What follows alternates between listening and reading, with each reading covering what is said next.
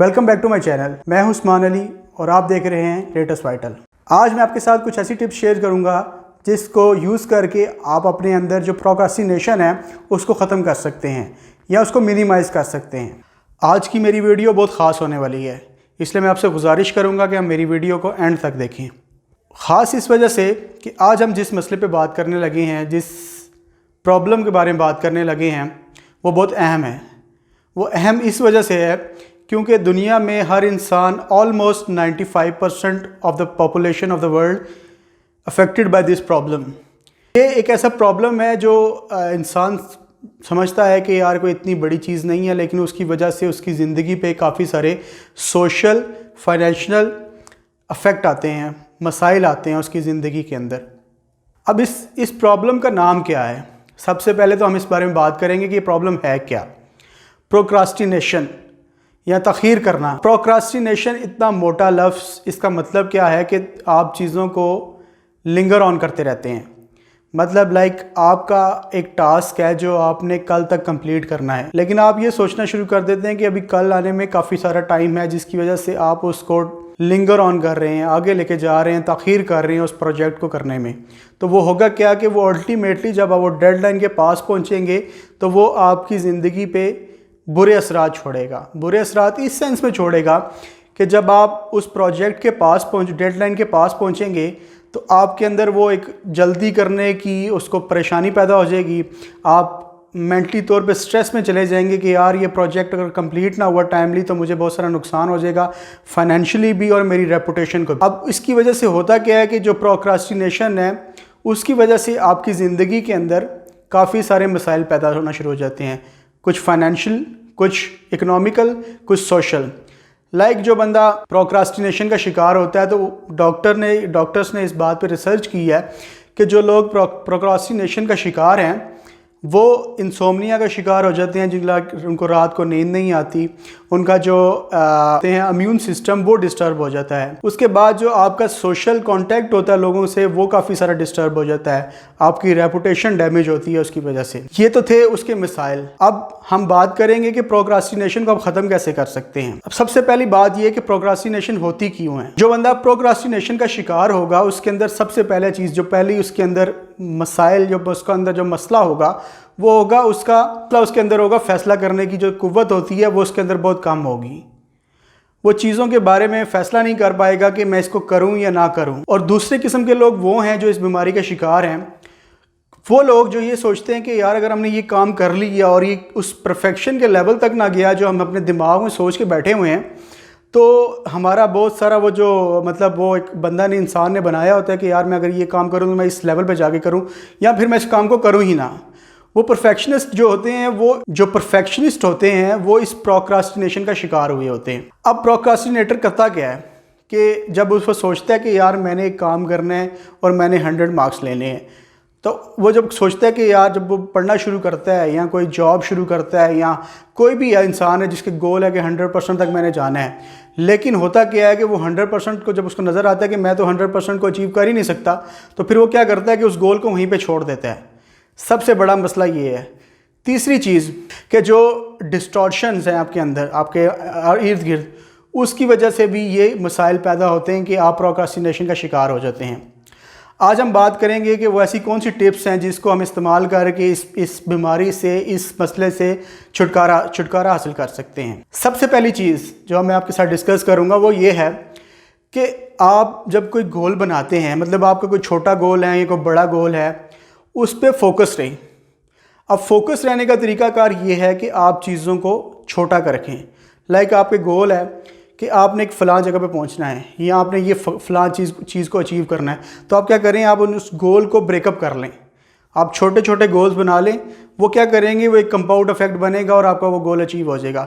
जबकि आप उस पूरे गोल को देखेंगे, मंजिल की तरफ देखेंगे, तो आप डर जाएंगे और आप उस काम को छोड़ देंगे। आप स्टार्ट तो अच्छा लेंगे, लेकिन फिर एक टाइम आएगा बोर होना शुरू हो जाएंगे, कोई अचीवमेंट नहीं मिलेगी, तो आप उसको छोड़ देंगे।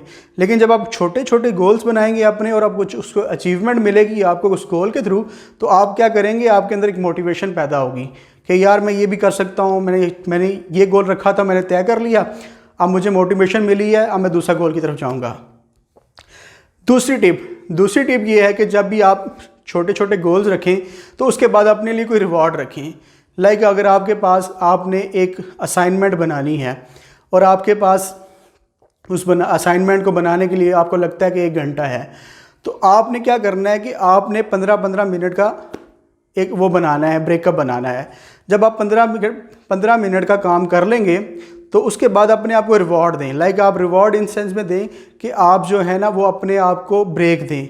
आप यूट्यूब पे चले जाएं, आप कोई सोशल नेटवर्क पे चले जाएं, आप उसको उस टाइम को एंजॉय करेंगे। आप 15 मिनट काम कर लिया, हमारे 15 मिनट पूरा काम किया, मैं उस टाइम को यूज़ करूँगा। अब इससे होता क्या है कि जब आप 15 मिनट फुल अटेंशन के साथ काम करते हैं तो देखा गया है कि इंसान जो है ना उससे ज़्यादा काम करता है। लाइक अगर उसने 15 मिनट का टारगेट सेट किया तो वो 15 मिनट से ऊपर ही जाएगा। लेकिन फ़र्ज़ कर लें कि आपने सिर्फ 15 मिनट काम किया है, तो आप उसके बाद अपने आप को ब्रेक दें, अपने आप को रिवॉर्ड दें। लाइक यार मैंने 15 मिनट काम कर लिया, मैं थोड़ी सी ब्रेक लूँगा। उससे क्या होगा कि आपके अंदर एक मोटिवेशन पैदा होगी कि यार ठीक है, मैंने 15 मिनट काम कर लिया है, अब मैंने ब्रेक लिया, अब फिर आप सोचते हैं कि दिमाग आप दोबारा दूसरी तरफ लेके जाएं। तीसरी टिप ये है कि आप जो डिस्ट्रैक्शंस हैं अपनी ज़िंदगी के अंदर उसको मिनिमाइज़ करें। ऐसा नहीं हो सकता कि आप अपने उन डिस्ट्रैक्शंस को बिल्कुल ज़ीरो कर दें। जो आपकी ज़िंदगी के अंदर डिस्ट्रैक्शंस हैं वो किसी वजह से हैं। लाइक आप बहुत ज़्यादा यूज़ कर रहे हैं सोशल मीडिया का, और सोशल मीडिया आपको बार बार हर 1 मिनट के बाद, सेकंड के बाद, 10 मिनट के बाद आपको नोटिफाई कर रहा है कि इस दुनिया में क्या नया हो रहा है, क्या नया हो रहा है। और वो नोटिफिकेशन जब आपके पास आता है मोबाइल में तो आपने उसको चेक भी लाजमी करना है। अब किसी काम के अंदर, बहुत ज़रूरी काम के अंदर आप लगे हुए हैं और एकदम नोटिफिकेशन आया है, तो वो क्या है, वो एक डिस्ट्रैक्शन है आपके लिए। आप उस डिस्ट्रैक्शन को जितना अवॉइड करेंगे, जितना उसको मिनिमाइज़ करेंगे, आपका जो प्रोक्रेस्टिनेशन का मसला है वो उतना मिनिमाइज़ होता जाएगा।